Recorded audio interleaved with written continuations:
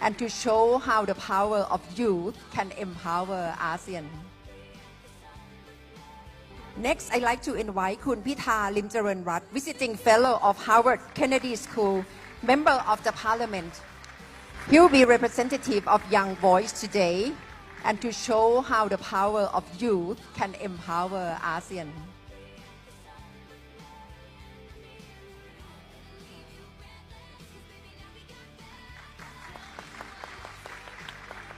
Last but not least, I'd like to invite Dr. William Sabandra, Special Envoy of the Secretary General of ASEAN.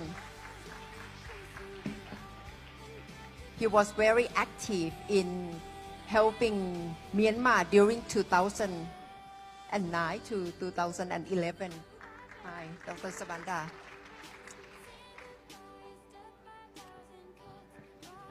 Thank you very much. It's very honor for me to guide this, moderate and to guide this discussion. Let me begin with Dr. Kun Pitha. You are representative of Young Voice of ASEAN. You are a member of the Parliament of Thailand. And I can see here that young people in Indonesia know you a lot. They come to ask to take photo with you.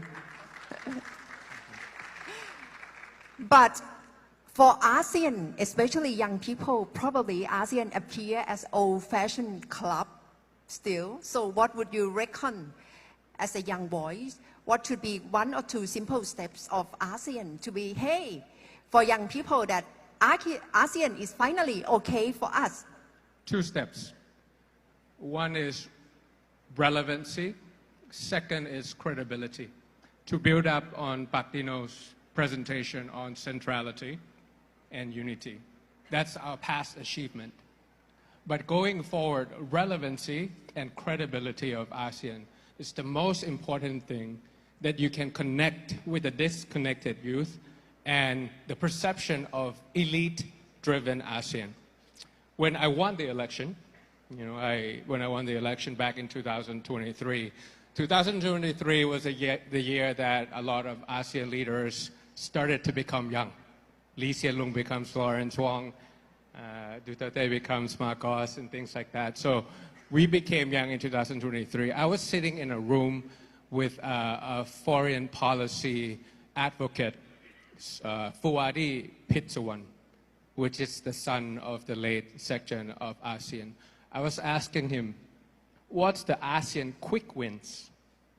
If I were the prime minister, and if I were to meet Lawrence Wong and Marcos and President Prabowo and things like that, the 5 founding members of ASEAN, let's come up with ASEAN quick wins that are highly relevant to the youth and comparatively low resistance. I came up with 3. What keeps ASEAN youth awake at night? That is common throughout the 10 countries. 1, Clean Air Accord.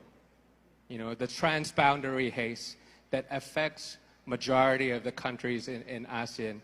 Yes, some relatively resistance from agricultural companies, but if we work with them, the quality of the air in Jakarta, in Bangkok, and things like that. In Singapore, they have their own Clean Air Act. In Thailand, we're about to pass a Clean Air Act. But if it's from our neighboring countries burning agricultural crops, there's no boundary for clean air, right?